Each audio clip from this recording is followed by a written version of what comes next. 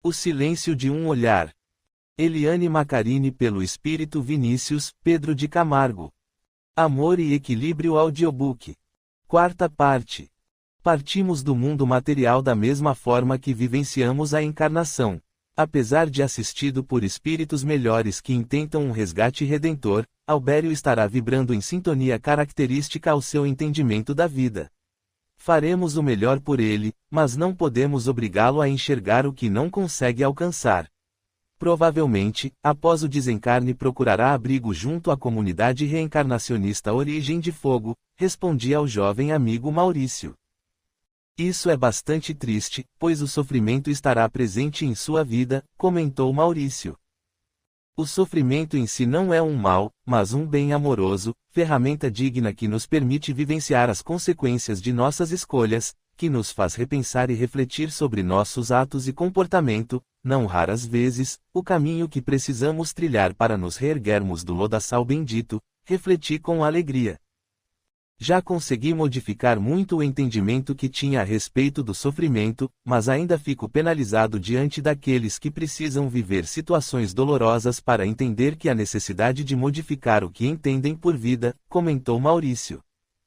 Repensando sobre esse aspecto em sua vida, meu amigo, você estaria aqui, hoje, já no trabalho redentor, sem vivenciar esse pedaço doloroso que viveu? Perguntei sutilmente. Acredito que não, Vinícius. E entendo que pretende me auxiliar a entender. Estou próximo dessa compreensão, mas ainda sinto pena daquele que sofre, ainda não consegui transformar esse sentimento em compaixão, respondeu Maurício. Nosso querido amigo Divaldo Pereira Franco psicografou o livro Responsabilidade, em parceria com Joana de Ângeles, e um dos textos nos fala sobre a compaixão. Gostaria de dividir essa maravilha da literatura espírita com os amigos. Escasseia, na atual conjuntura terrestre, o sentimento da compaixão. Habituando-se aos próprios problemas e aflições, o homem passa a não perceber os sofrimentos do seu próximo. Mergulhado nas suas necessidades, fica alheio às do seu irmão, às vezes, resguardando-se numa couraça de indiferença, a fim de poupar-se a maior soma de dores. Deixando de interessar-se pelos outros, estes esquecem-se dele, e a vida social não vai além das superficialidades imediatistas, insignificantes. Empedernindo o sentimento da compaixão, a criatura avança para a impiedade e até para o crime. Olvida-se da gratidão aos pais e aos benfeitores, tornando-se de feitio soberbo, no qual a presunção domina com arbitrariedade. Movimentando-se, na multidão, o indivíduo que foge da compaixão distancia-se de todos, pensando e vivendo exclusivamente para o seu ego e para os seus. No entanto, sem um relacionamento salutar, que favorece a alegria e a amizade, os sentimentos se deterioram, e os objetivos da vida perdem a sua alta significação, tornando-se mais estreitos e egotistas. A compaixão é uma ponte de mão dupla, propiciando o sentimento que avança em socorro e o que retorna em aflição. É o primeiro passo para a vigência ativa das virtudes morais, abrindo espaços para a paz e o bem-estar pessoal. O individualismo é a grande barreira, face à sua programação doentia, estabelecida nas bases do egocentrismo, que impede o desenvolvimento das colossais potencialidades da vida, jacentes em todos os indivíduos. A compaixão auxilia o equilíbrio psicológico, por fazer que se reflexione em torno das ocorrências que atingem a todos os transeuntes da experiência humana. É possível que esse sentimento não resolva grandes problemas, nem execute excelentes programas. Não obstante, o simples desejo de auxiliar os outros proporciona saudáveis disposições físicas e mentais, que se transformarão em recursos de socorro nas próximas oportunidades.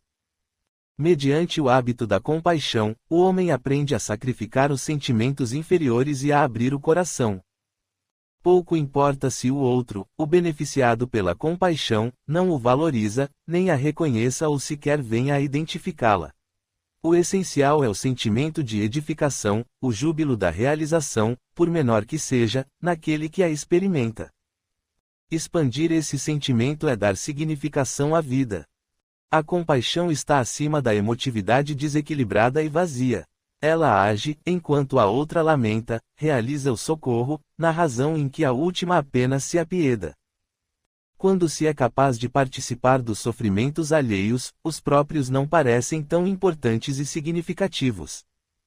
Repartindo a atenção com os demais, desaparece o tempo vazio para as lamentações pessoais.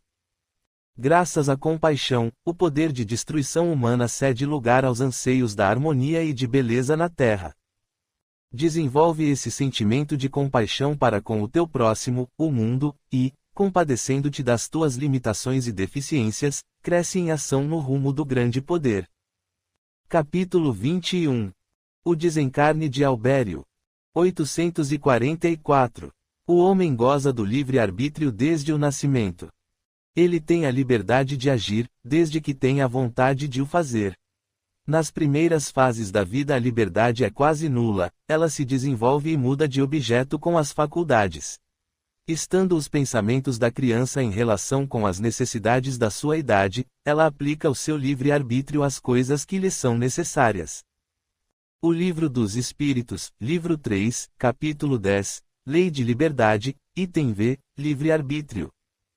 A noite se aproximava. Uma tempestade chegava lenta à cidade, o calor parecia se agravar, o ar estava denso e úmido, deixando nas pessoas uma sensação de peso e angústia. Ao longe viam-se relâmpagos, de tempo em tempo, cortar o céu, iluminando as nuvens carregadas, prenunciando a tormenta que se formava. Fábio veio ao nosso encontro. Cristiano nos pede auxílio, parece que Albério se fechou mais cedo no escritório. Deslocamo-nos para o prédio que abriga a instituição religiosa e adentramos o ambiente ocupado por Albério, que bebia grandes goles de alcoólico direto de uma garrafa, abriu a gaveta da mesa à sua frente e retirou a caixinha dourada já conhecida por nós. Levantou da cadeira, aflito, olhava as cápsulas de cocaína e pensava, não tem mais ninguém por aqui, mandei todo mundo embora mais cedo por causa da chuva. Não vai ter problema se fizer minha festinha agora. Voltou a se sentar, abriu uma cápsula e despejou o conteúdo sobre o vidro da escrivaninha, ficou olhando e, insatisfeito, tomou mais uma cápsula e fez o mesmo. Levantou-se, deu uma volta pelo espaço, abriu a porta, olhou ao redor sorrateiro e voltou a pensar, não há ninguém, está tudo certo. Por quê, então, estou inseguro? Sinto que tem algo diferente, mas não sei o que é. Albério levantou-se de novo, colocou algo sobre a cocaína e saiu para o corredor. Nesse instante, um dos senhores encarregados pela limpeza veio caminhando devagar em sua direção. Eu não mandei vocês irem embora. O que você está fazendo aqui? Perguntou Albério aos gritos.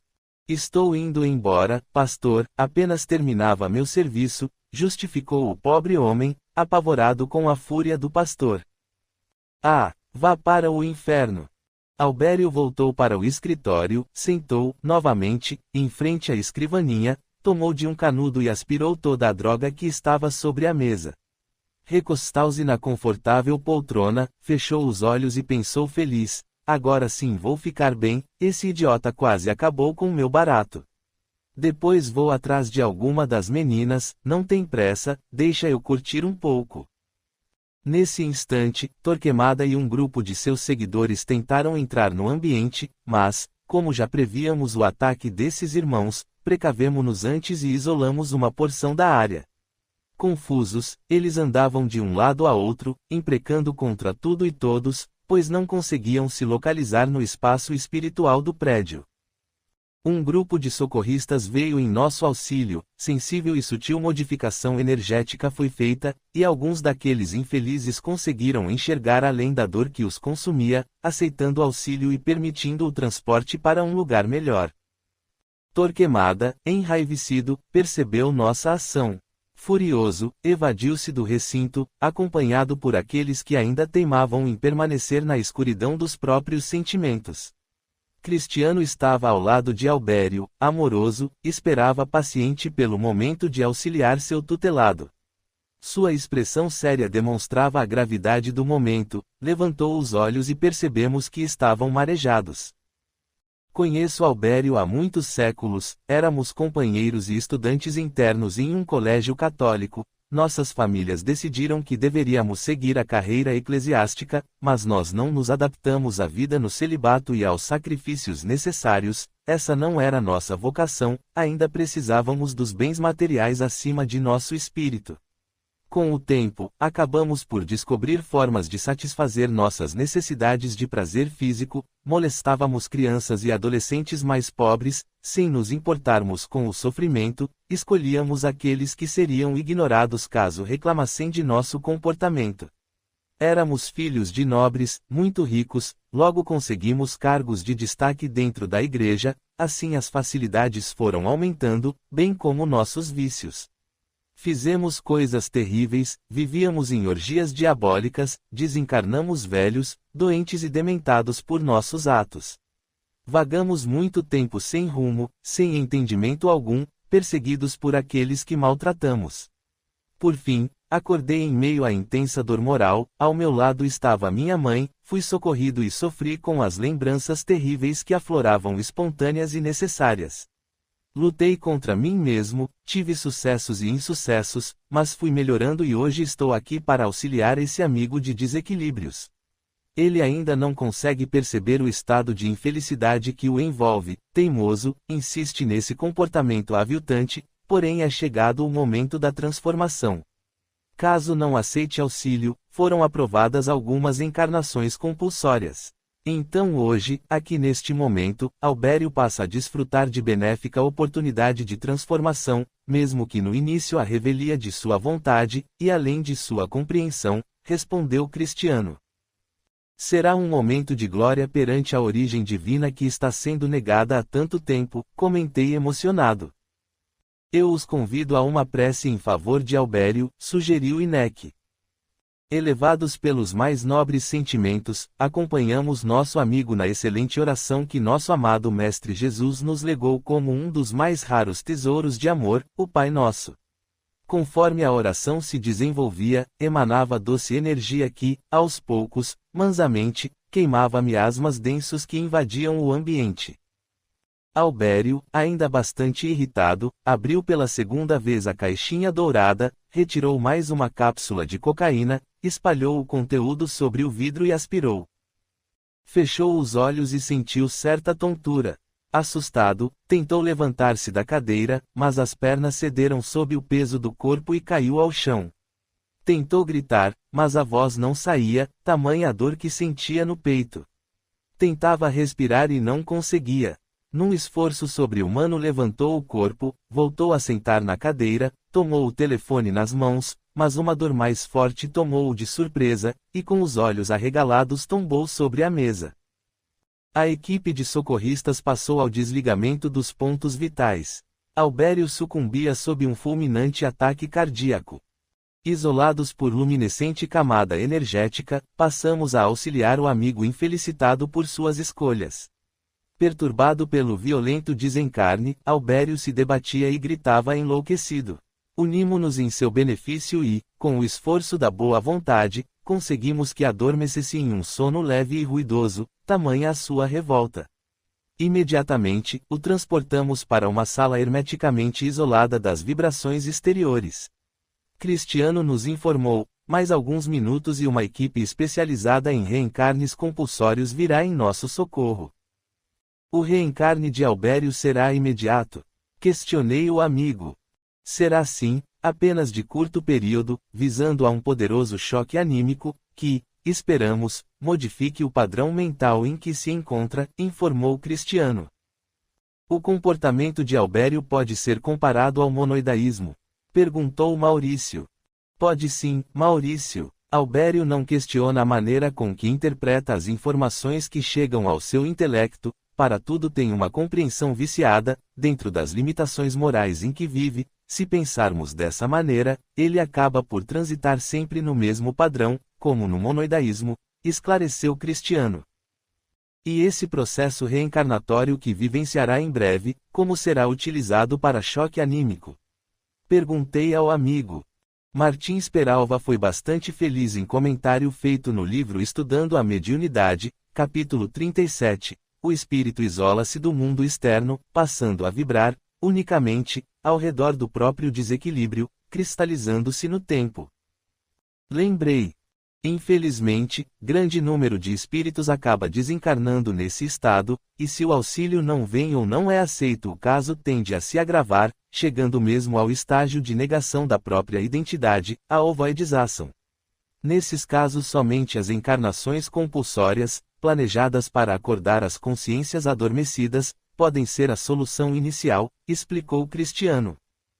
No processo de conscientização do espírito pela encarnação compulsória, o infeliz que tem sua mente nas sombras recebe intensa descarga magnética ao ocupar o centro genésico da mãe, e não podemos esquecer que esses momentos são partilhados mente a mente, de mãe para filho. Por essa razão, a missionária que se predispõe a auxiliar goza de uma compreensão melhor sobre a vida, assim acaba por dividir seus pensamentos e sentimentos e, não raras vezes, por modificar o estado vicioso em que o reencarnante vive. Falei bastante animado com a discussão profícua.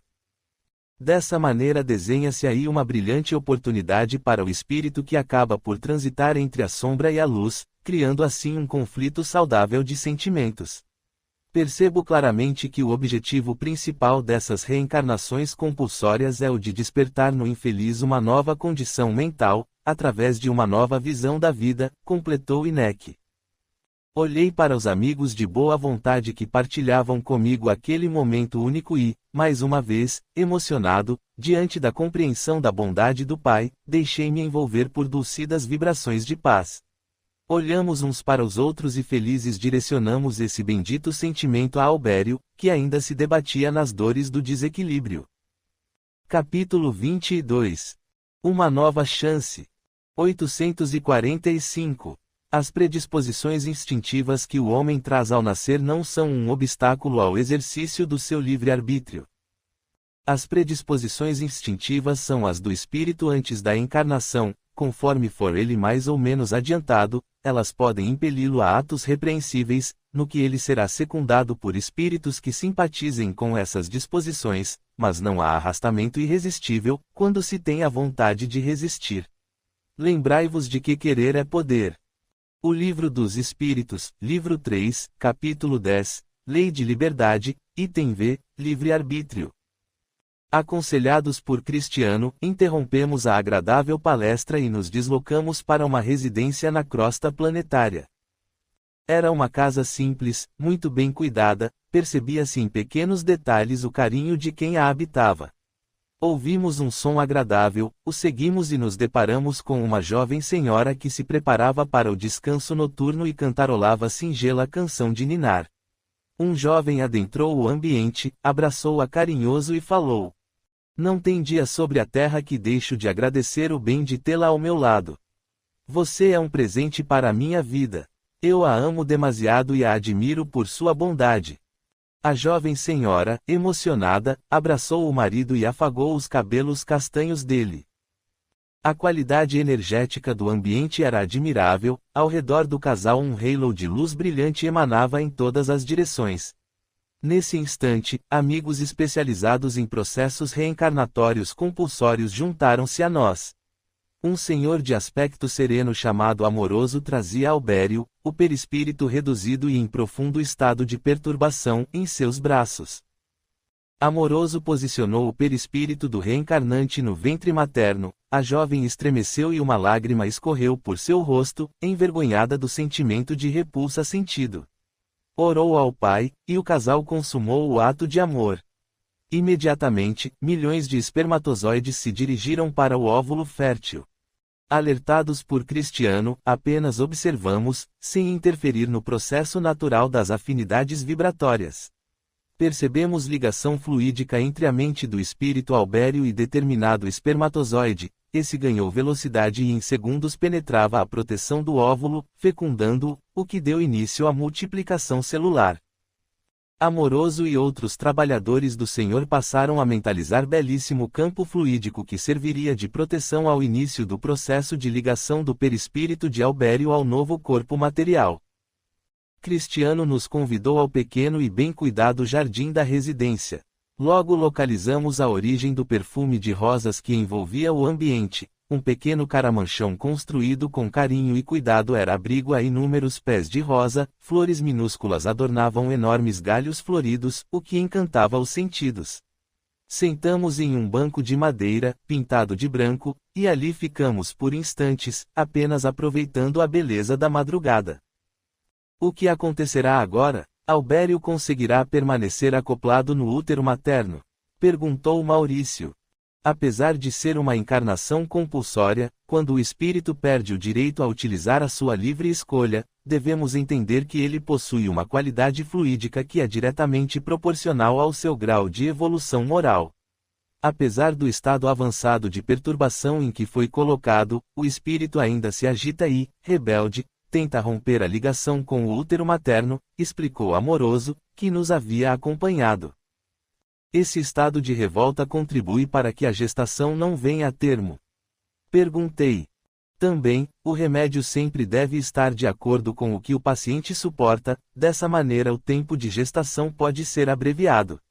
Existem ocasiões em que devemos considerar ao mesmo tempo o bem-estar da mãezinha, respondeu Amoroso. No momento da concepção, percebi que a jovem teve uma reação negativa, pareceu que estava emocionada e sentiu certa repulsa, comentei. O padrão energético característico do espírito Albério conflita com a qualidade fluídica alimentada por essa jovem. A sensação é de dor física, tamanha a densidade com que essa energia penetra em seu campo vibratório, mas contamos, nesse caso, com a boa vontade e a bondade dessa senhora, explicou Amoroso. Ela concordou em receber esse irmão como caridade para a sua melhoria moral. Perguntou Maurício. Concordou sim, meu jovem amigo, respondeu Amoroso. Ela tem em seu passado alguma história junto a Albério? Perguntei. Não, esse é o primeiro contato entre esses dois espíritos, e poderá também ser o único, pois não há relação direta entre eles, informou Amoroso. Num trabalho anterior, recebemos informação de que algumas mulheres se predispõem a receber esses espíritos comprometidos em seu ventre como ato caridoso, inclusive foram apresentadas a nós como benfeitoras anônimas, comentei com os amigos. Isso é até mesmo comum entre esses corações amantes da bondade. Espíritos como o irmão Albério dependem desses maravilhosos choques anímicos para que haja uma mudança do panorama mental. Caso contrário, as dores sofridas nessa caminhada seriam inenarráveis. Esses curtos períodos de gestação assemelham-se a analgésicos nos estados mais dolorosos. Peço desculpas aos amigos, mas preciso ir ao encontro de um novo trabalho. Agradeço o auxílio recebido e estou à disposição para qualquer eventualidade. Deus os abençoe.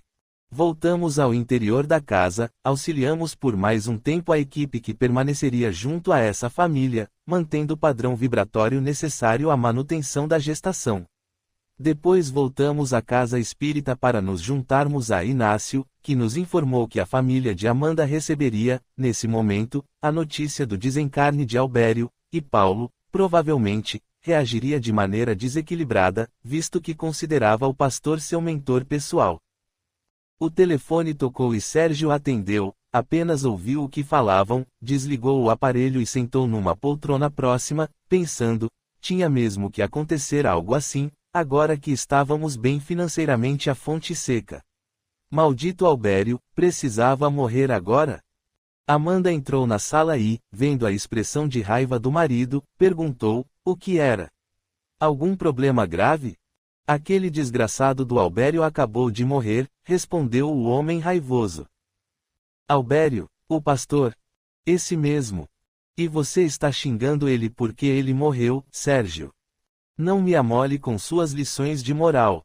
Nada dá certo para mim, agora estou desempregado de novo.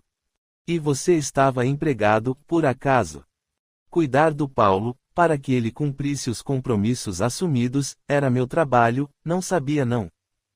Amanda olhou para o marido com tristeza e perguntou, você já avisou Paulo sobre isso? Aquele moleque vai surtar, tratava aquele doido como se fosse ele o pai. Amanda observou a expressão do marido e falou com tristeza. A cada dia que passo ao seu lado, mais desiludida eu fico. O homem bom e digno com quem me casei vendeu-se por pouco e ainda levou o filho junto. Precisamos conversar e decidir o que faremos de nossa vida. Quanto mais analiso o que vivemos nos últimos tempos, mais certeza tenho de que nosso compromisso como um casal acabou. O que você quer? Divórcio? Estou pensando seriamente nisso, Sérgio. Pelo bem do nosso filho, principalmente. Sérgio fez um gesto obsceno com as mãos e saiu da sala. Amanda fechou os olhos e, com muita fé no coração, orou em benefício de Albério. Paulo entrou na sala e abraçou sua mãe, como há muito tempo não fazia, e pediu: Mãe, estou me sentindo muito mal, parece que vou desmaiar. Você fica comigo um pouco. O que você sente, meu filho? Uma angústia muito forte, parece que tem uma pedra dentro do meu peito. Quando firmo a vista, tudo fica embaçado. O que será que eu tenho? Sente aqui ao meu lado, Paulo. O seu pai recebeu um telefonema da igreja evangélica, parece que o pastor Albério passou muito mal e teve um ataque cardíaco fulminante. Acredito que você sentiu o que estava acontecendo com ele. O pastor morreu, e agora, o que vai ser de mim? Respondeu o menino chorando. Não se preocupe, as coisas acabam por se ajeitar. Mas, quem vai me ajudar agora? Eu só confiava nele.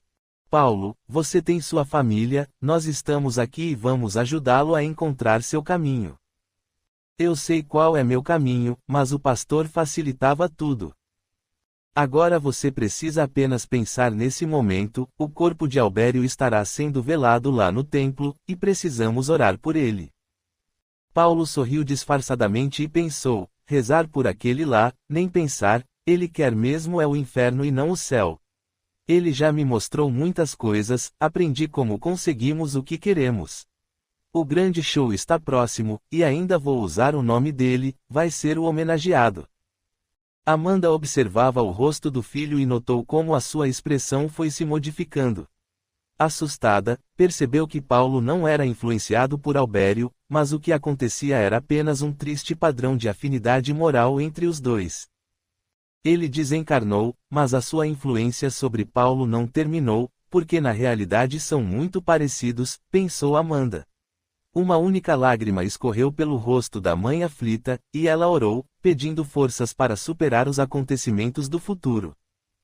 Acompanhamos a família ao velório de Albério. O grande salão estava lotado pelos fiéis da igreja. O corpo ainda não havia chegado. Observamos as pessoas que estavam ali para homenagear o pastor, podíamos perceber uma grande comoção, mas alguns dos presentes emanavam energia mais densa e de característica inferior. Aproximamo-nos de uma senhora de feições delicadas e percebemos a irritação que sentia, seus pensamentos eram de raiva para com o falecido. Bem feito! Eu me ofereci várias vezes e ele me recusou. Preferiu minha filha, uma menina sem traquejo algum, sem experiências com sua sexualidade. Ainda me prometeu noites memoráveis se eu permitisse que a Clarinha frequentasse sua cama. Nunca cumpriu, agora, olha aí. Bem feito, mortinho, quem sabe o próximo pastor consegue me enxergar.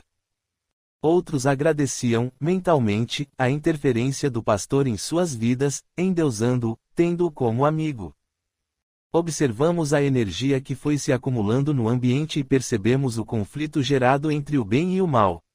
Um amigo de nosso plano pediu que o auxiliássemos naquele momento, pois o corpo de Albério havia chegado ao edifício, e a multidão que o aguardava entraria em forte comoção diante da realidade, a morte de Albério. Para os fiéis daquele templo, a morte soava como algo definitivo, sem volta, sem rumo certo. O entendimento é bastante radical, pois acreditam que aquele que se converteu a Jesus após a morte ficará adormecido até o dia do julgamento final, e aquele que não aceitou a palavra de Jesus não tem salvação, o seu destino é o Hades, o inferno, pela eternidade. Refletindo sobre o entendimento desses irmãos sobre Deus, Pai bondoso que permite a nós novas oportunidades através de múltiplas vivências nos dois planos da vida, a desesperança, o desespero e a insegurança sobre a sorte de cada um deles, capazes de roubar momentos de paz e serenidade, com certeza mantém a criatura em constante estado de horror. Como é bom saber que estamos por aqui vivenciando uma oportunidade de agir, visando a um excelente processo evolutivo, através da educação de nosso espírito. A ideia de continuidade é bálsamo ao ser que busca a melhora dentro desse fantástico mundo de emoções controladas pela razão, que auxilia a viver cada dia com equilíbrio e consciência de nossa origem. Bendito momento em que tive a oportunidade de conhecer essa filosofia de esperança. O corpo de Albério foi acomodado no palco do grande salão, as pessoas se amontoavam em desespero, gritando e chorando. Alguns, em terrível momento de desvario, rasgavam as suas vestes e se martirizavam, acreditando estar homenageando o seu mentor. Torquemada olhou-nos com ódio e falou aos gritos: "Preparem-se para nossa vingança. Nada irá nos impedir de massacrar cada um de vocês." O infeliz gritava e gritava, seu descontrole emocional estava visível aos olhos de nossa equipe. Apenas oramos em benefício de todos que estavam envolvidos naquela experiência dolorosa. Capítulo 23. O desequilíbrio de Paulo. 846. O organismo não influi nos atos da vida. E, se influi, não o faz com prejuízo do livre-arbítrio. O espírito é certamente influenciado pela matéria, que pode entravar as suas manifestações. Eis porque, nos mundos em que os corpos são menos materiais do que na Terra, as faculdades se desenvolvem com mais liberdade. Mas o instrumento não dá faculdades ao espírito. De resto, é necessário distinguir nesse caso as faculdades morais das faculdades intelectuais. Se um homem tem o instinto do assassínio, é seguramente o seu próprio espírito que o possui e que lhe transmite, mas nunca os seus órgãos.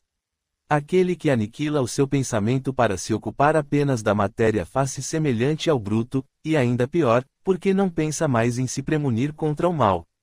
É nisso que ele se torna faltoso, pois assim age pela própria vontade.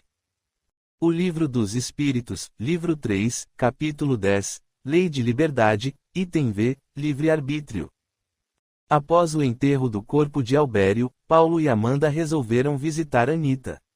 A menina estava se recuperando e os médicos tinham liberado a visita. Ela estava no quarto, deitada, muito magra e pálida. Enfraquecida pela batalha travada contra a grave infecção que havia desenvolvido, sua voz soava baixa e fraca.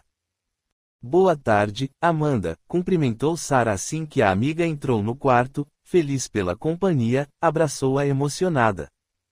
"Boa tarde, Sara. E você, Anita, como está se sentindo?" perguntou Amanda. "Melhor, mas ainda sinto muita fraqueza, o médico disse que é normal. Assim que eu conseguir me alimentar direito, devo me recuperar com mais facilidade", respondeu Anita. "Você não consegue comer?" perguntou Paulo com olhar preocupado e tomando as mãos da menina entre as suas. "Pouquinho, tudo me enoja, mas segundo os médicos é efeito do antibiótico, que é muito forte", respondeu Anita. Amanda fez um discreto sinal para Sara e as duas saíram para o corredor que abrigava aquela ala hospitalar. "Amanda, é verdade mesmo que aquele marginal morreu?" "É sim, Sara. Parece que teve um ataque cardíaco fulminante. Pensei que Paulo ficaria inconsolável, mas parece que ele não ligou muito. Não sei o que pensar desse meu filho." "Você foi ao enterro?" "Fui sim, muito triste. Aquelas pessoas que frequentam o templo evangélico acreditam piamente na bondade desse homem. Você não acredita o desequilíbrio emocional que foi manifestado. Havia viaturas policiais controlando a multidão e vários veículos de resgate atendendo as pessoas que passavam mal. E como Paulo se comportou? Sinceramente, eu não sei." Demonstrava tristeza frente às pessoas, mas assim que o agente dele apareceu já estavam fazendo planos para esse show musical que vai acontecer no próximo mês. Não sei se fará diferença para Paulo o afastamento de Albério. Esse agente, o Moacir, também parece que não é lá essas coisas. O que posso fazer é orar e pedir que o melhor nos aconteça. Às vezes, essa ideia de colocar o futuro nas mãos de Deus me assusta, sinto como se não fôssemos nada mais do que simples marionetes. Essa sensação tem origem no medo do desconhecido. Enquanto dominamos a situação, estamos mais seguros, mas, nesse caso, eu posso controlar os meus sentimentos e desejos, mas não os de Paulo nem de Sérgio. Então, o que me resta é ter fé nos desígnios do Pai, uma vez que sei da bondade e do perdão amoroso constantes, aí confio meu futuro a Ele, porém não na inércia improdutiva, mas sempre exercitando o melhor de mim. Confesso que tive muito medo da vontade de Deus enquanto Anita estava doente e correndo riscos de perder essa encarnação. Não consegui nem mesmo orar. Amanda abraçou a amiga, que, trêmula, começou um choro manso e libertador. Pede ao Álvaro para ficar com Anita hoje à noite e vem comigo ao Centro Espírita em busca de fortalecimento pessoal. Você vai voltar a frequentar o Centro Espírita?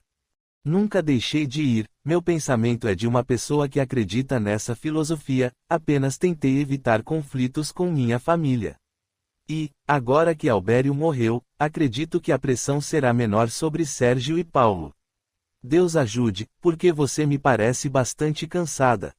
Estou sim, mas o que me cansa na verdade é ver tanto desequilíbrio da parte de pessoas que amo tanto.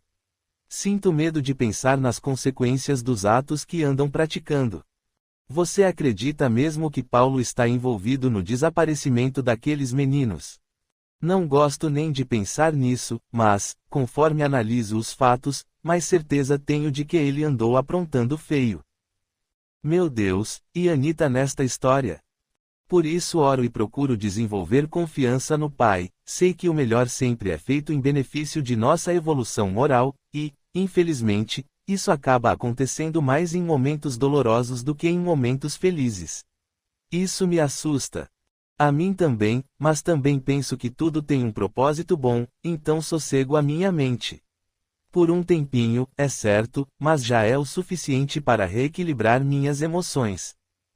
As duas amigas continuaram a conversar, enquanto isso Paulo observava Anita, que, vencida pelo cansaço, adormecera profundamente.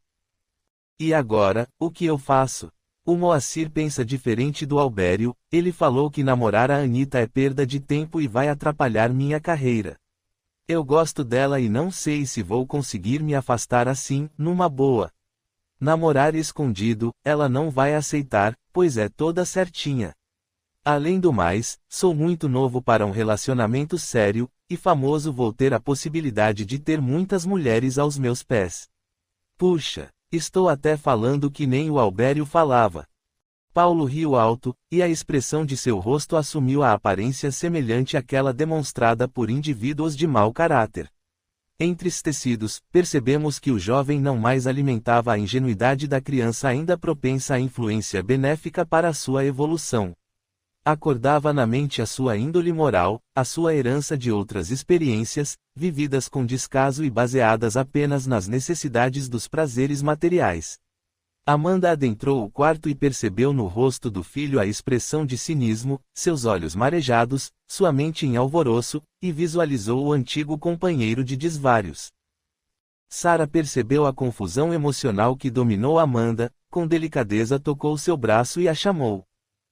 Amanda, está tudo bem? Paulo levantou os olhos e, com cinismo, falou, e por que não estaria, não é, dona Amanda? Anita acordou assustada, olhou para ele e falou com raiva. Quero que você saia deste quarto, não quero que você volte. Abomino o que você fez aos seus amigos, e o mal que me fizeram não é justificativa para essa ação violenta. Não sei do que você está falando, respondeu o rapaz aos gritos. Sabe sim, e todos desconfiam disso, mas ninguém tem coragem de falar, e eu não tenho medo de você. Saia daqui, vociferou a menina em descontrole, e continuou, mãe, mande-o embora, agora, a ideia de me machucar foi dele, depois ele desistiu, mas a ideia foi dele. Amanda, por favor, leve seu filho daqui, implorou Sara, olhando Paulo, que continuava calmo, sentado ao lado de Anita. Amanda olhou para o filho e, enérgica, se aproximou e o puxou pelo braço, dizendo: Você não escutou, garoto? Vamos embora.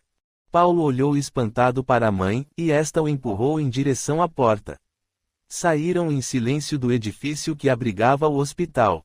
Quando entraram no carro, Paulo disse: Essa menina enlouqueceu. Amanda estacionou o carro, olhou para ele e falou em tom de voz baixo e firme. Cala essa boca. Eu sei o que você e aquele marginal do Albério fizeram, eu só não sei como provar isso, mas eu sei que fizeram. Então, garoto, se acredita em alguma coisa neste mundo, reze para que nunca possa ter essa certeza através de provas materiais, porque, se eu tiver, entrego você para a polícia, porque eu sei que isso é o certo. Assim, não tente mais se fazer de bobo comigo nem pise mais fora dos trilhos. Entendeu? Paulo, assustado com a atitude inesperada da mãe, apenas sinalizou afirmativamente com a cabeça e permaneceu em silêncio. Eles chegaram à casa ao anoitecer. Bem à porta estava o motorista de Albério, esperando por eles. Amanda olhou-o de frente e perguntou com seriedade. O que você quer aqui? Preciso falar com o menino. Ele não tem nada para falar com você. Se quiser alguma coisa, vai ter que se sujeitar a discutir o assunto comigo. E você, Paulo, entra. Paulo olhou para o motorista, entrou em casa, encostou a porta e nela colou o ouvido. A senhora parece que tomou conta da situação agora, não é? Isso mesmo, se quiser algo de meu filho, você fala comigo. Não fique muito impressionada consigo mesma, porque na hora que eu quiser acabo com você e com ele. Até lá, fique longe de nós. E nem pense em fazer queixa de nossa conversa, se a polícia vier atrás de mim, coloco o moleque atrás das grades, e a acusação será das brabas. Dizendo isso, o motorista tentou passar as mãos no rosto de Amanda, mas esta se afastou e empurrou o marginal. Você seria o próximo petisco do pastor, agora quem sabe não sou eu que tomo gosto. Ouviu, moleque? Dizendo isso, virou as costas e entrou no carro. Amanda, tremendo, entrou em casa, tomou Paulo pelo braço e o levou ao quarto. Senta aí, e agora vai me contar direitinho o que andou acontecendo, para esse bandido ter esse comportamento conosco.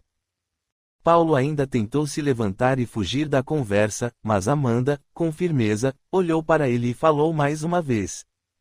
Senta e fala logo. O que você quer saber? Tudo, sem omissão de nada, nada mesmo. Eu preciso saber de tudo para decidir o que fazer. Você disse que vai me pôr na cadeia. Esse é o menor de seus males, moleque. Não percebeu que está lidando com bandidos?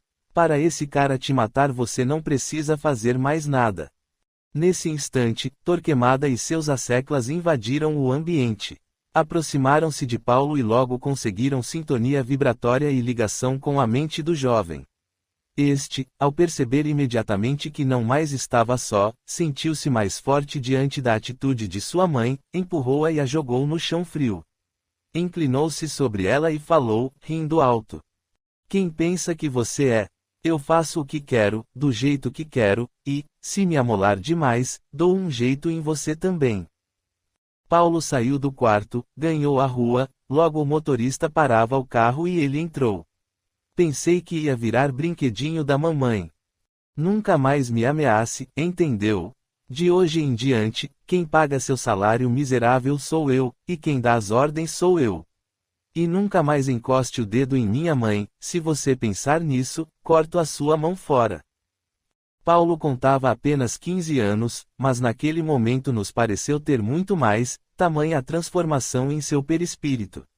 Torquemada aproximou-se dele e com maestria trabalhou seu campo vibratório, devolvendo a aparência de beleza e sedução que o garoto manifestava. Então, olhou para nós e falou sorrindo. Este é meu, só meu.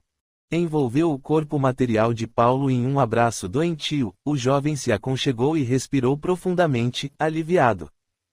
Fábio nos convidou a voltar à colônia espiritual e atender ao pedido de uma amiga de muito tempo. Adentramos uma casa simples, de aspecto aconchegante. Uma senhora de cutis clara e enormes olhos castanhos veio ao nosso encontro. Obrigada por atenderem ao meu pedido. Solicitei ao Fábio conversar com os amigos sobre Paulo e Amanda, falou Clara, sorrindo com serenidade. O que podemos fazer para auxiliá-la? Tanto Amanda quanto Paulo já estiveram sob minha tutela. Há vários séculos, recebi-os como meus filhos, espíritos rebeldes, agressivos e vaidosos. Nasceram como irmãos gêmeos bivitelinos. Paulo logo se sobressaiu, era mais forte fisicamente e também mais seguro daquilo que queria. Amanda era uma menina frágil de saúde e nada firme em suas decisões, sempre cedia às vontades do irmão. Durante a infância consegui mantê-los sob controle, mas assim que entraram na juventude saíram de casa e ganharam o mundo. Não consegui encontrá-los, apesar de nunca ter desistido, acabei desencarnada, muito doente e depressiva. Já no plano espiritual, socorrida pelo amor de Deus, consegui recuperar-me logo e recebi autorização para auxiliá-los. Amanda estava em um prostíbulo, tísica, à beira da morte. E Paulo havia se unido a um grupo de meliantes, era o chefe de um grande bando, que, infelizmente, fazia tráfico de crianças e mulheres. Assim que Amanda desencarnou tentei socorrê-la, mas a afinidade entre ela e o irmão ainda era muito forte, somente anos depois, com o desencarne violento dele, ela cedeu e aceitou o socorro. Quanto a Paulo, voltou à sua cidade de origem no mundo dos espíritos, Caos Profundo, naquela época ainda sob a direção de Cipriano. Desde essa época estou trabalhando em benefício desses irmãos. Amanda tem mostrado a necessidade de evoluir em benefício de sua própria felicidade, mas Paulo sempre volta ao convívio dos antigos companheiros de desvários, contou-nos Clara. Fazendo pequena pausa, continuou, solicitei ao amigo Fábio que os trouxesse até aqui, para fazer-lhes um pedido. Pode falar, Clara, disse a simpática senhora. Gostaria de juntar-me ao seu grupo e participar desse excelente trabalho de socorro, acredito poder tocar o coração de Paulo e, dessa maneira, auxiliar Amanda a superar esses momentos de insegurança e dor, pediu-nos Clara. Acredito não haver inconvenientes, teremos a felicidade de auxiliá-la nesse projeto amoroso, respondi sorridente. Clara, feliz, abraçou-me e agradeceu a oportunidade do trabalho redentor. Passamos a agradável conversa sobre as nossas experiências enquanto desencarnados. Feliz, percebi, mais uma vez, quanto ainda precisava aprender para desfrutar da felicidade dos puros, e sorri diante da lembrança da bondade do Pai, que sempre nos presenteia com ferramentas necessárias a esse labor. Inek entrou em contato conosco e pediu que voltássemos para a crosta terrestre, pois João, o jovem pastor, estava retornando ao serviço na igreja evangélica e precisaria de nosso auxílio. Paulo e o motorista pretendiam intimidá-lo, pois haviam tomado conhecimento de que ele seria o substituto provisório de Albério. Adentramos as instalações do templo e notamos que a psicosfera do local mostrava uma qualidade energética melhor. Observamos que havia um ambiente de camaradagem entre os trabalhadores daquele horário. Uma senhora sorridente, de nome Celeste, veio ao nosso encontro. Bom dia, amigos, que bom contar com seu auxílio. João já se encontra no templo e está organizando e analisando a papelada deixada por Albério. Ele terá muito trabalho para colocar tudo em ordem, mas é um bom moço e acredito que em breve terá boas notícias para a congregação. O que podemos fazer para auxiliá-los nesse recomeço? Paulo está a caminho com o motorista que servia Albério, a ideia deles é sondar as intenções de João e saber se ele é corruptível ou não. Nesse momento, precisamos de auxílio, pois junto aos dois estarão também espíritos que servem à origem de fogo sob o domínio de Torquemada. Quanto aos nossos propósitos, não iremos mais permitir a interferência desses espíritos nessa casa de oração, inclusive o pastor pretende encerrar os assuntos que Albério tinha com Paulo, informou Celeste. Eles não receberão de bom grado essa notícia, comentou Inek. Sabemos disso, daí a necessidade do auxílio de sua equipe. Contendo o assédio dos seguidores de Torquemada, Paulo se sentirá mais fragilizado e, quanto ao motorista, é apenas um espírito ignorante que cumpre ordens, ao perceber a insegurança do atual patrão também se calará, afirmou Celeste. Uma pergunta, por que ele não é chamado por um nome e todos o tratam apenas de motorista? Perguntou Maurício. Na realidade, o nome desse senhor é Alberto, irmão de Albério, que o tem seguido ao longo dos anos, e ambos nunca quiseram que as pessoas soubessem do parentesco dos dois. Era apenas uma artimanha para que não fossem intimidados pela relação pessoal, informou Celeste. Minha imaginação já montou toda uma trama idílica para esse fato, e, no entanto, a resposta era muito simples, falou Maurício, de bom humor. À espera do desenrolar dos fatos, ficamos por ali, sob a orientação feliz de Celeste. Capítulo 24. A força do pensamento. 847. A alteração das faculdades tira ao homem o livre-arbítrio. Aquele cuja inteligência está perturbada por uma causa qualquer perde o domínio do seu pensamento, e desde então não tem mais liberdade. Essa alteração é frequentemente uma punição para o espírito que, numa existência, pode ter sido vão e orgulhoso, fazendo mau uso de suas faculdades. Ele pode renascer no corpo de um idiota, como o déspota no corpo de um escravo e o mau rico no de um mendigo. Mas o espírito sofre esse constrangimento, do qual tem perfeita consciência, é nisso que está a ação da matéria. O Livro dos Espíritos, livro 3, capítulo 10, Lei de Liberdade, item V, Livre-Arbítrio. João acomodava alguns papéis dentro de uma caixa, quando ouviu alguém bater na porta. Pode entrar. Desculpe incomodá-lo, senhor. O motorista do pastor Albério e o menino Paulo estão aqui e pedem que o senhor os receba. João endireitou o corpo e, em silêncio, pediu a Deus fortalecimento para este momento, então, sorrindo para a simpática moça que o auxiliava nesse dia, falou. Diga a eles para entrarem, disponho de algum tempo, obrigado. Logo Alberto e Paulo entraram no escritório. João convidou-os a sentar. Vocês querem falar comigo? Perguntou com firmeza. O senhor que irá ocupar o lugar de Albério? Perguntou Paulo, visivelmente inibido. Não, Paulo, não irei ocupar o lugar de Albério, serei o administrador dessa comunidade por um tempo, não sei quanto. O que vocês querem de mim? João voltou a enfatizar a pergunta. Nós temos um show marcado para daqui a poucos dias, e esse evento é patrocinado pela igreja, nós queremos saber se o senhor irá honrar esse compromisso, disse Alberto. Temos um contrato, aqui está. O evento ocorrerá como programado, mas, depois disso, levarei esse assunto a quem é de direito, e, se eu for continuar por aqui como administrador, já vou adiantar aos senhores que não haverá continuidade. Pretendo empreender esforços na divulgação do Evangelho de Jesus, apenas isso, afirmou João. E minha carreira, como ficará? Questionou Paulo. Isso já não é problema da igreja, pelo que sei, você tem um empresário, que deverá dar conta dessa tarefa, mas nada que nos envolva, está bem. Posso ajudá-los em mais alguma coisa? Perguntou João. Os dois se levantaram e ostensivamente viraram as costas ao pastor, nem mesmo se despediram dele. João, ao se ver sozinho, respirou fundo e agradeceu a Deus pela conversa bem-sucedida. Paulo e Alberto saíram do local bastante irritados com as decisões tomadas por João. Precisamos encontrar o Moacir e ver o que faremos a partir daqui, falou Paulo. Você vai ter que aproveitar muito bem esse show, vai ter que fazer o serviço de uma vez, o que vier depois vai depender disso. E sei que anda pensando em descartar a menina, mas nem pense nisso, meu irmão não era burro não, se ele disse que ela era peça fundamental dessa história, pode crer. Seu irmão? Albério era seu irmão? Perguntou Paulo com deboche.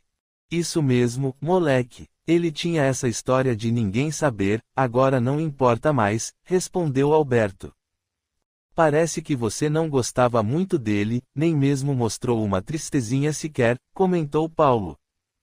Gostar? Daquele traste? Ele me fazia de escravo desde pequeno, só porque tinha mais sorte do que eu, respondeu Alberto.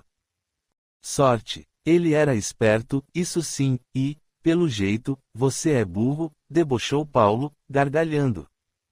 Alberto fechou os punhos para se conter e não agredir Paulo, olhou para o menino com raiva e falou. Vai debochando, mas um dia verá que sou o único em quem pode confiar.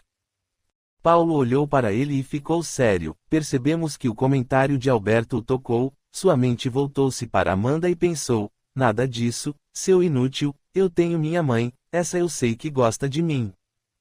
Olhei para os meus amigos e sorri, o jovem não era tão desprovido de sentimentos como desejava aparentar.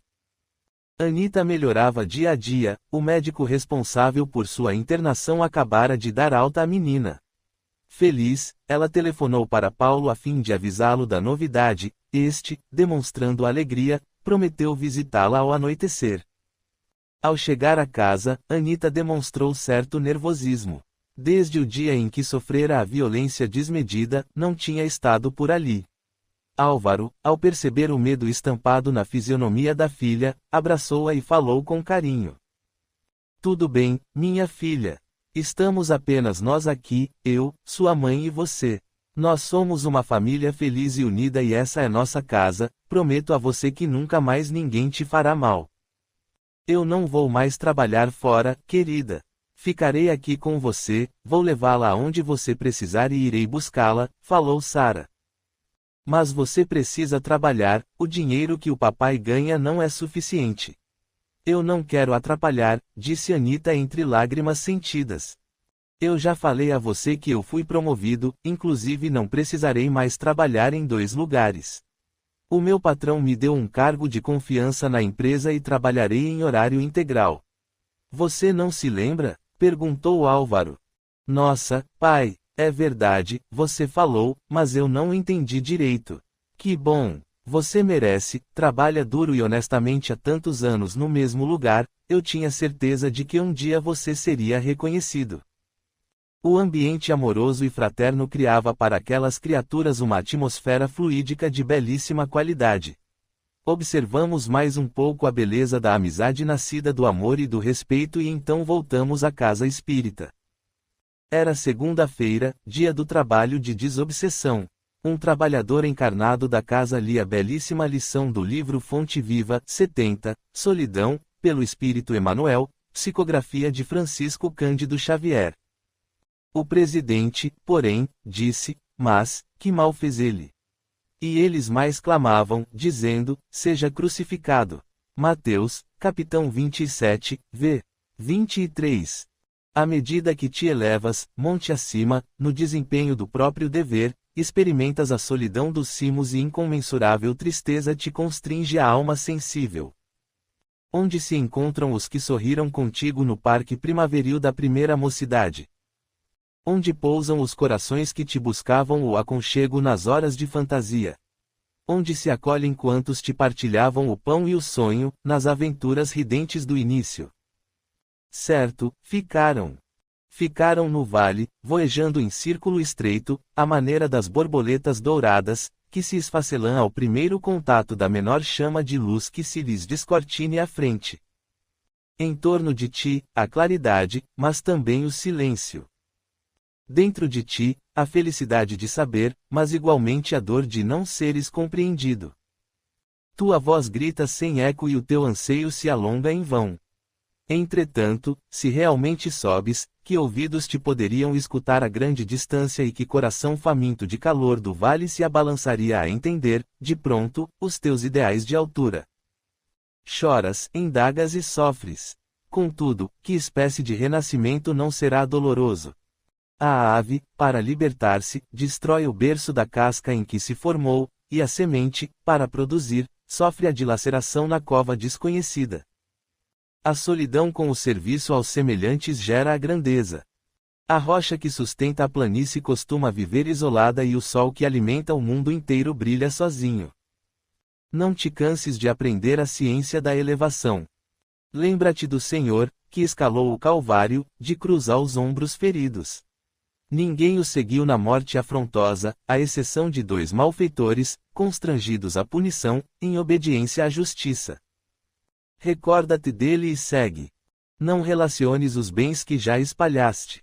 Confia no infinito bem que te aguarda. Não esperes pelos outros, na marcha de sacrifício e engrandecimento. E não ouvides que, pelo ministério da redenção que exerceu para todas as criaturas, o divino amigo dos homens não somente viveu, lutou e sofreu sozinho, mas também foi perseguido e crucificado. Após a edificante leitura, alguns membros daquele amoroso grupo de trabalho redentor comentaram a lição, conforme o entendimento de cada um. Em seguida o estudo de O Livro dos Médiuns foi feito. Iniciava-se nesse instante a segunda parte do trabalho daquela noite, dedicada ao atendimento dos desencarnados que por ali passavam em busca de socorro, alguns já conscientes da necessidade de modificar a sua relação com a nova vida, outros nem mesmo gozando da compreensão do desencarne, outros tantos rebeldes, rejeitando as novas e constantes oportunidades oferecidas pelo Pai, chegavam irritados e ameaçadores. Nessa bendita noite, havíamos convidado Torquemada a nos visitar. O ambiente estava sereno e as pessoas que por ali transitavam demonstravam excelente humor e boa vontade. Um dos trabalhadores foi convidado a fazer a prece para dar início aos atendimentos programados. O grupo de médiuns, imediatamente, posicionou-se perante o convite ao trabalho redentor. Podíamos observar o carinho e amor com que cada um direcionava os pensamentos. Uma corrente harmoniosa foi formada, e a equipe espiritual passou a introduzir os doentes que seriam beneficiados naquela noite. Um a um foram sendo atendidos, alguns, necessitados da comunicação verbal, utilizavam a mediunidade dos trabalhadores para alcançar o bem maior, outros apenas eram aproximados para o bendito choque anímico que os aproximava da lucidez necessária ao pensamento lógico. Foi feita uma pequena pausa, momento em que solicitamos ao grupo de médiuns que fortalecessem os sentimentos amorosos e a paciência em benefício do irmão que seria atendido. Assim foi feito, e o ambiente que ocupávamos tomou características de proteção necessárias à realização de Leibor. Torquemada chegou à vizinhança da casa espírita seguido de seus asseclas, a algazarra podia ser ouvida de longe. As barreiras magnéticas de proteção e contenção foram reforçadas por pensamentos de amor e firmeza de propósitos. Ao adentrar o perímetro que ocupávamos, o infeliz sentiu a limitação a que se veria sujeito, inconformado, aproximou-se de Rogério, trabalhador responsável pela equipe de proteção do edifício. Exijo que libere a entrada de meus seguidores, caso contrário, recuso-me a cumprir o compromisso assumido com seu representante. O Senhor nos perdoe as medidas de cautela, que apenas objetivam a sua própria proteção. Garantimos não forçá-lo a nada que não queira, mas nossa comunidade possui algumas normas que precisam ser respeitadas. Esperamos que isso não o amedronte, respondeu Rogério. Amedrontar-me? Isso é um insulto. Você sabe quem sou? Vociferou Torquemada. Um irmão no mundo de Deus, apenas um irmão amado, respondeu Rogério. Continua a insultar-me, seu verme. Sou Torquemada, representante de Deus neste mundo, venho aqui para que a vontade do Pai seja respeitada. Então nada tem a temer, porque defendemos a mesma causa. O irmão está sendo esperado, por favor, pode entrar. Torquemada olhou para ele e, afrontoso, empurrou Rogério para o lado com agressividade, vociferando. Saia de minha frente, verme maldito. Obrigado por nos honrar com sua presença, disse Rogério. Torquemada adentrou a sala de reuniões intempestivamente, olhou-nos com raiva e falou entre dentes. O que querem de mim? Acreditam que possam impor-me essa humilhação? Acreditam que deixarei isso acontecer sem reagir às ofensas infligidas? Adiantei-me, feliz por ter o irmão entre nós, e, sorrindo com amabilidade, estendi minhas mãos em sua direção. Torquemada, assustado, afastou-se em um salto e, ao se desequilibrar, foi ao chão. Tentou levantar-se mas, perdendo as forças, ali permaneceu. Estupefato, olhava-nos inquisidor, então num fio de voz falou. Que magia negra usam contra mim? Reconheço-os, um a um, passaram pelas hordas de bruxos condenados a expiar as injúrias pelo fogo. Tentou novamente levantar-se, mas, ainda fraco, foi desabando.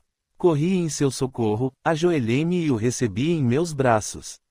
Amigos de trabalho aproximaram-se da mente do querido irmão e o auxiliaram, modificando as condições energéticas que o envolviam.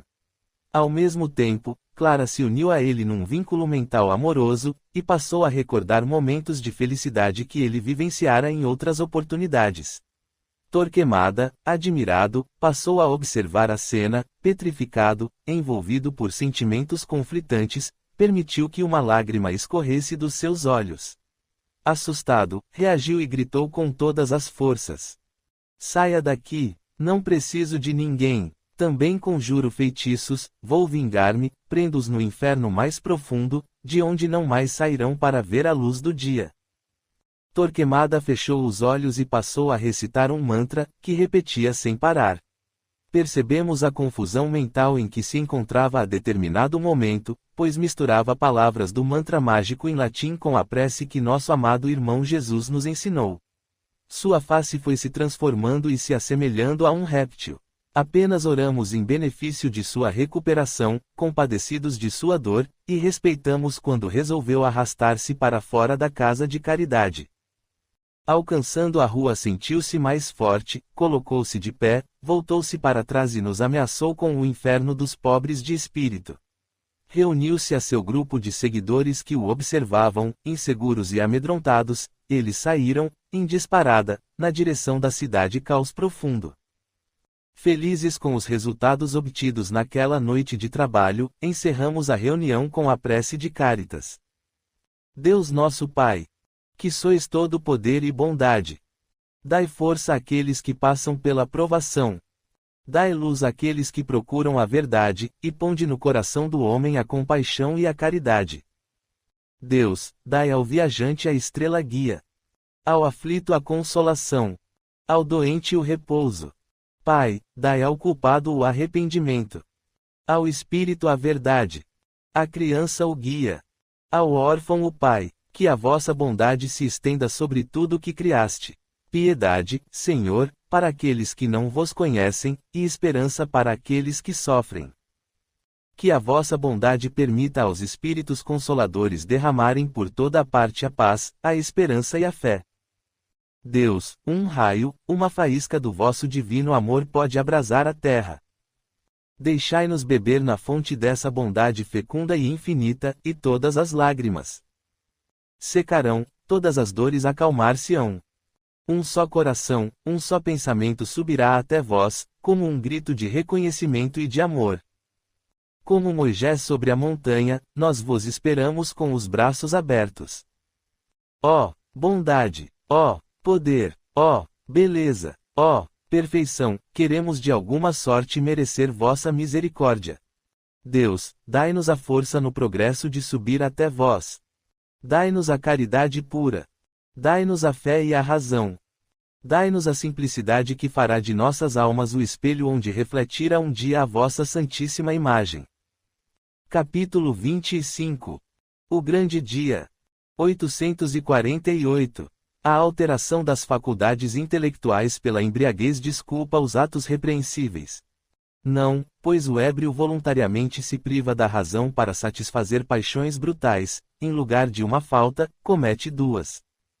O Livro dos Espíritos, livro 3, capítulo 10, Lei de Liberdade, item V, Livre-Arbítrio. Clara estava conosco quando Fábio chegou avisando que esse seria o dia do grande show de Paulo. Nossa querida amiga convidou-nos a uma prece intercessória por seu tutelado, antes que nos dirigíssemos ao estádio onde o show seria realizado. Senhor Pai de oportunidades, acredito que hoje será um dia de muita importância para Paulo, Amanda e Sérgio. Dependendo da maneira como será conduzido o resultado desse evento artístico, será também determinada a qualidade que será dada ao futuro desses amigos. Estamos aqui, humildemente, pedindo a vós a oportunidade para que eles entendam a importância dessa encarnação, do direcionamento dado a cada sentimento e a cada gesto. Que a arte musical seja para Paulo um caminho de luz e paz, que ele consiga enxergar além da matéria, além da aparência, além da necessidade dos prazeres mundanos. Que ele possa, Senhor, enxergar que o bem é acima de tudo a felicidade, com a qual tanto sonhamos, e da qual nos afastamos por erguer nosso orgulho como escudo da luz interior. Obrigada por estar aqui, por poder auxiliar e enxergar a oportunidade de ser a cada dia melhor, pois estamos entendendo, aos poucos, que apenas a nossa vaidade e o nosso orgulho são obstáculos à nossa libertação. Que assim seja. Após a bela prece intercessória, nos dirigimos ao estádio. Paulo encontrava-se acomodado em uma sala reservada à preparação dos artistas que ali se apresentavam. Bastante nervoso, andava de um lado a outro, e contava com Amanda ao seu lado, tentando acalmá-lo. Nesse instante, Moacir e Alberto entraram na pequena sala e pediram a Amanda para ficarem a sós com o menino. Amanda relutou, sentiu um mal-estar forte, mas Paulo olhou para ela com raiva e falou sem modos. O que foi? Não ouviu? Saia logo! Intimidada, abaixou a cabeça e saiu do camarim improvisado. E vocês? O que foi? Não venham me amolar, estou muito nervoso. Por isso estamos aqui, trouxemos algo que vai ajudar o menino a se soltar e fazer um grande show, respondeu Moacir, rindo e entregando a Paulo uma cápsula de cocaína. O que é, cara? Tá doido? Eu nunca usei isso, e se me fizer mal? Faz não, é só uma e apenas nos dias de show, para acalmar. Vai logo, você tem 5 minutos para entrar no palco, tempo suficiente de entrar num barato bom, que vai te ajudar a dar conta do recado.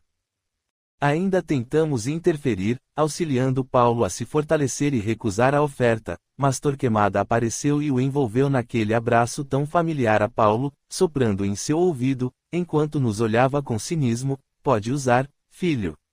Essa ideia foi minha, usa sossegado. Moacir abriu a cápsula e espalhou o pó branco sobre a mesa. Paulo, com um canudo de refrigerante, aspirou a droga, depois sentou numa poltrona e fechou os olhos, sentindo a forte presença do infeliz Torquemada.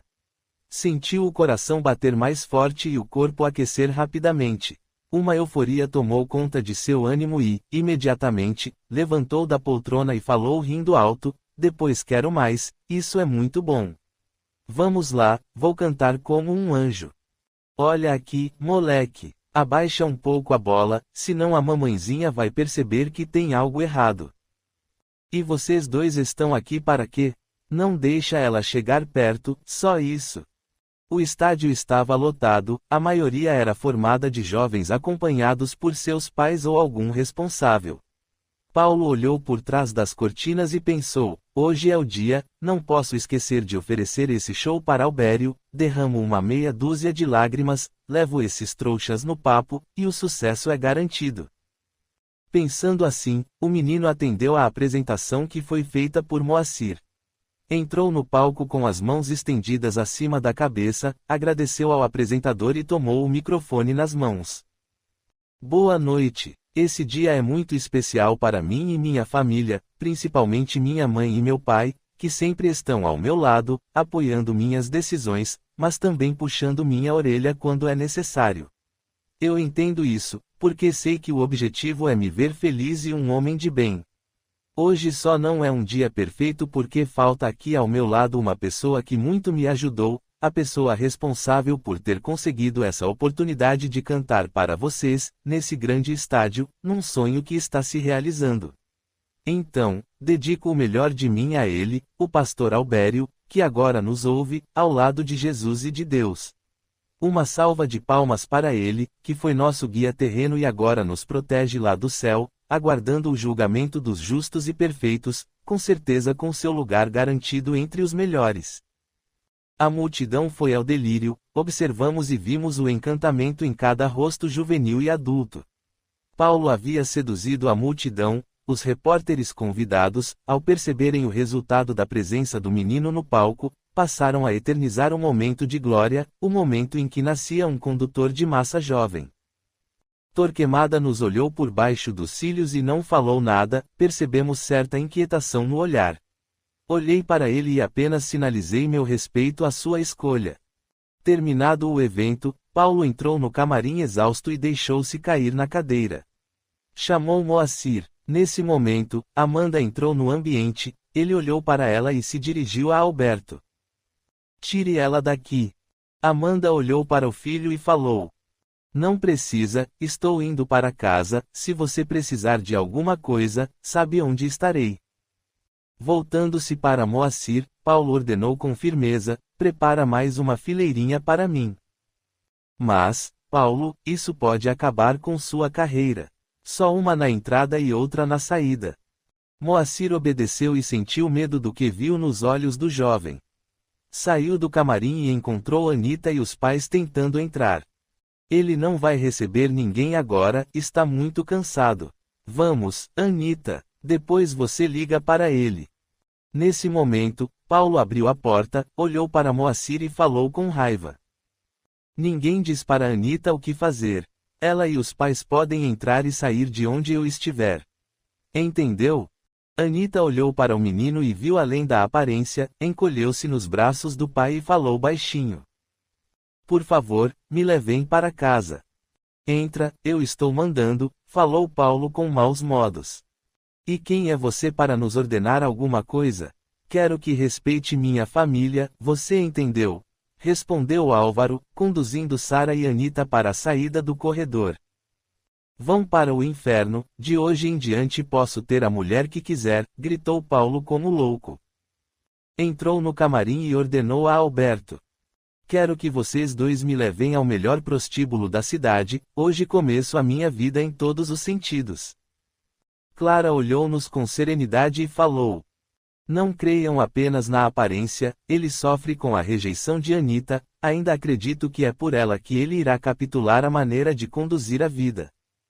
Acompanhamos Anita e sua família. A menina estava bastante triste, mas também firme em sua decisão.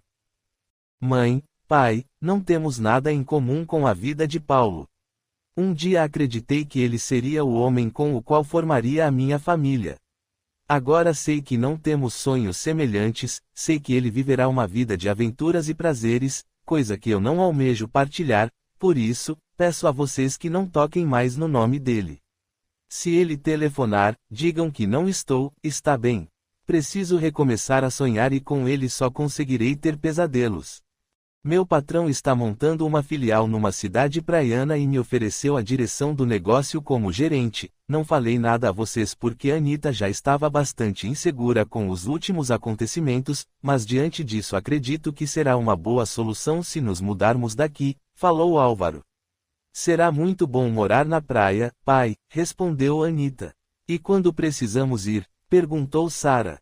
No máximo em um mês, preciso apenas encontrar uma casa para morarmos e acertar as coisas com o patrão.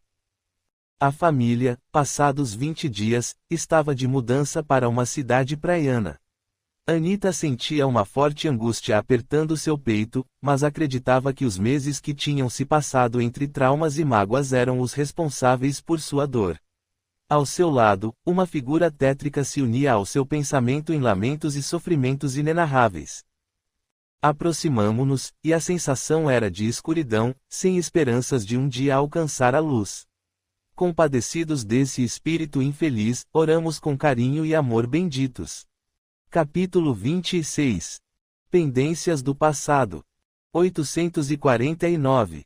Qual é, no homem em estado selvagem, a faculdade dominante, o instinto ou o livre-arbítrio? O instinto, o que não o impede de agir com inteira liberdade em certas coisas. Mas, como a criança, ele aplica essa liberdade às suas necessidades e ela se desenvolve com a inteligência. Por conseguinte, tu, que és mais esclarecido que um selvagem, és também mais responsável que ele pelo que fazes. O Livro dos Espíritos, livro 3, capítulo 10, Lei de Liberdade, item V, Livre-Arbítrio. Algum tempo se passou, e a vida parece se acomodar em certos momentos, mesmo que as coisas não estejam saindo a contento, da maneira como gostaríamos ou mesmo precisaríamos. Assim permitimos que tudo continue da mesma forma, talvez, essa seja uma contribuição de nosso estado de medo do desconhecido, ainda não entendido como deve ser, então torna-se necessário que a dor nos obrigue a modificar esse estado de inércia. Anita contava com 19 anos, estudava o 2º ano de psicologia, namorava um bom rapaz, Celso, que estava ciente de suas limitações devido à violência que a menina sofrera. A família dedicava-se a uma casa espírita como trabalhadores ativos, Celso havia compartilhado com ela a mocidade espírita, e o entendimento doutrinário espiritista os beneficiara com uma compreensão melhor da vida. Haviam tomado a decisão de adotar 2 crianças abandonadas assim que estivessem casados e estabelecidos. Anita mostrava-se mais forte e firme em suas decisões, e o trauma sofrido estava controlado, mas sempre se questionava sobre o desaparecimento dos 3 jovens. Apesar de estar tudo bem, sentiu a depressão a rondá-la. Certo dia, durante uma conversa com um atendente fraterno, ela falou sobre um amigo de quem sentia muita falta, um amor do passado, e que não se conformava com a distância entre os dois. Contou sua história com Paulo e a maneira dolorosa da separação.